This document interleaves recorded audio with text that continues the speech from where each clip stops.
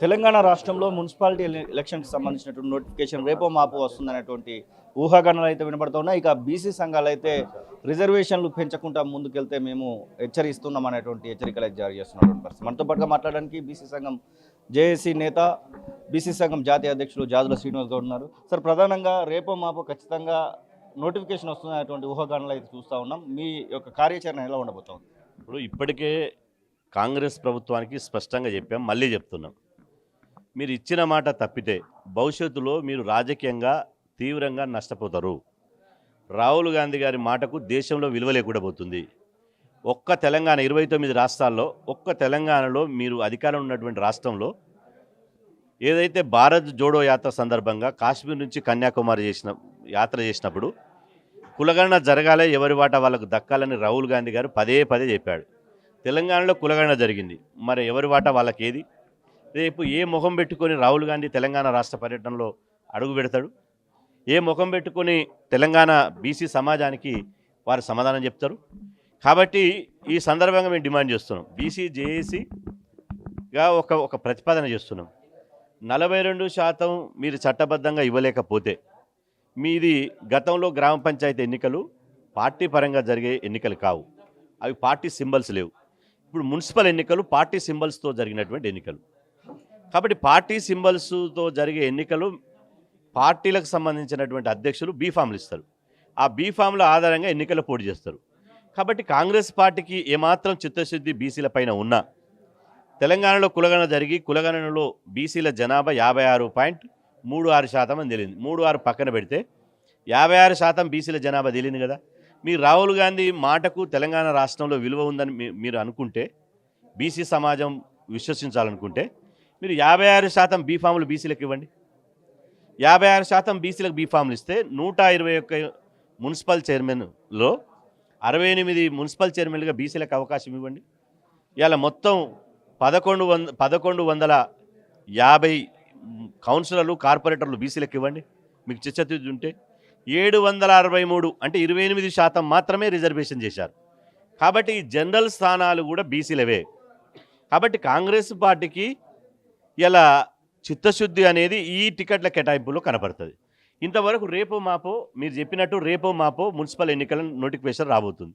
ఇంతవరకు మున్సిపల్ ఎన్నికల ఇన్ఛార్జీలను కూడా కాంగ్రెస్ పార్టీ 17 పార్లమెంట్ స్థానాలకు 17 మందిని ప్రకటించిన సందర్భంలో ఒక మాట కూడా మనం బీసీలకు ఈ విధంగా హామీ ఇచ్చినాం. కాబట్టి బీఫాములు ఇచ్చే మనం 42% రిజర్వేషన్ చట్టబద్ధంగా తేలేకపోతున్నాం. కాబట్టి ఈ బీఫాముల కన్నా ఇలా 56% బీసీలకు ఇవ్వండి అని ఎందుకు ముఖ్యమంత్రి రేవంత్ రెడ్డి గారు, పీసీసీ అధ్యక్షులు మహేష్ కుమార్ గౌడ్ గారు చెప్పడం లేదు?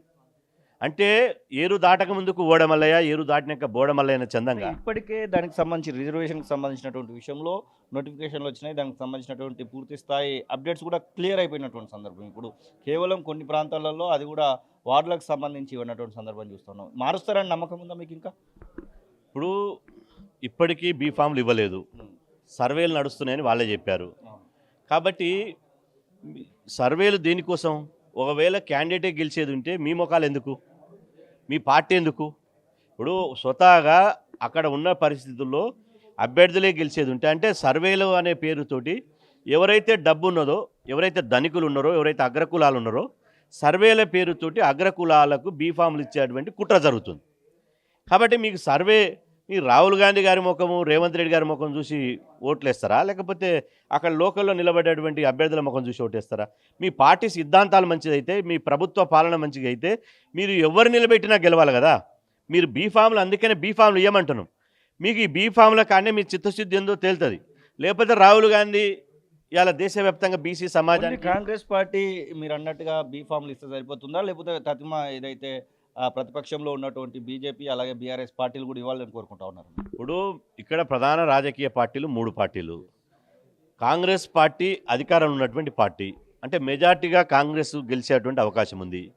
ఎందుకంటే స్వతహాగా అంటే గతంలో ముఖ్యమంత్రి రోషయ్య గారు ఉన్నప్పుడు కానీ, అంటే ముఖ్యమంత్రి రోషయ్య ఎందుకంటే బలహీనమైన ముఖ్యమంత్రి ఉన్నప్పుడు కూడా ఏ పార్టీ అయితే అధికారం ఉందో ఆ పార్టీ అభ్యర్థులు గెలిచేటువంటి అవకాశాలు ఎక్కువ ఉంటాయి. మొన్న సర్పంచ్ ఎన్నికల్లో కాంగ్రెస్ పార్టీ 66% గెలిచిందని మీరు లెక్కలు చెప్తున్నారు.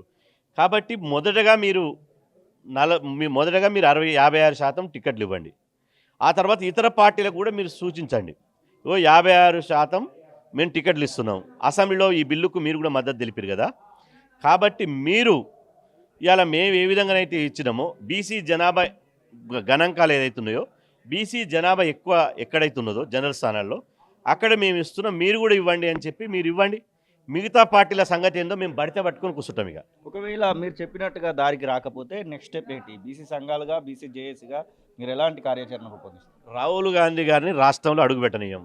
ఎంతవరకైనా సరే తెలంగాణలో మరొక తెలంగాణ ఉద్యమ తరాలు మేము పోరాటం చేస్తాం. రాహుల్ గాంధీ గారికి రాష్ట్రంలో అడుగుపెట్టేటువంటి హక్కు లేదు, నైతిక అర్హత కూడా లేదు. ఇవాళ ఇంత జరుగుతుంటే గ్రామ పంచాయతీ ఎన్నికల్లో 17% బీసీలకు ఇచ్చి తీవ్రంగా బీసీలు నష్టపోతుంటే రాహుల్ గాంధీ గారు ధృతరాష్ట్రం లెక్క కళ్ళ గంతలు కట్టుకొని కూర్చుండా? రాహుల్ గాంధీ గారికి నోరు ఏమన్నా మూతపడ్డదా? ఇలా రాహుల్ గాంధీ గారు మాటే శిలాశాసనం అని రేవంత్ రెడ్డి గారు పదే పదే చెప్పినప్పుడు మరి రాహుల్ గాంధీ గారికి కళ్ళుండి చూడలేని కబోదులాగా ఎందుకు వ్యవహరిస్తున్నాడు? అంటే బీసీలు అంటే రాహుల్ గాంధీ గారే గతంలో ఢిల్లీలో కాన్స్టిట్యూషన్ క్లబ్లో మీటింగ్ పెట్టిన సందర్భంలో వారు ఒక మాట అన్నారు, గతంలో నెహ్రూ కాంగ్రెస్ మోసం, అది బీసీలకు అన్యాయం చేసింది, అది నేను తప్పు ఒప్పుకుంటున్నా, కానీ మా హయాంలో బీసీలకు అన్యాయం జరుగుతుందని చెప్పి శుద్ధపూస పలుకులు పలికినావు కదా, ఆ శుద్ధపూస పలుకులు ఏమైనాయని అడుగుతున్నా. ఆ శుద్ధపూస మాటలు ఏమైనా ఇప్పుడు మరి నెహ్రూ కాంగ్రెస్ ఎట్లా అన్యాయం చేసిందో రాహుల్ కాంగ్రెస్ కూడా అట్టే అన్యాయం చేసింది కదా, మిమ్మల్ని ఎట్లా బీసీ సమాజం నమ్మేది? కాబట్టి మిమ్మల్ని నమ్మాలంటే రాహుల్ గాంధీ ఇవాళ రాష్ట్రంలో అధికారం ఉన్నటువంటి తెలంగాణలో ఒక మోడల్గా చేసుకుని ఇలా ఈ తెలంగాణలో కనుక మీరు జనాభా దామాస్ ప్రకారం మేమెంతో మాకంత వాటా ప్రకారం ఇవాళ వాటా ఇస్తే ఖచ్చితంగా మిమ్మల్ని నమ్ముతారు. లేకపోతే కాంగ్రెస్ పార్టీని భవిష్యత్తులో అటు దేశంలో ఇటు రాష్ట్రంలో బీసీ సమాజం నమ్మే పరిస్థితి లేదు.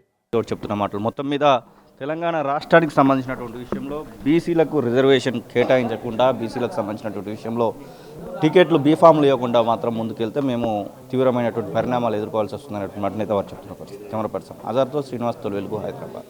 అసలైన తొలి వెలుగు. ఫాలో వాట్సాప్ @తొలి వెలుగు అఫీషియల్.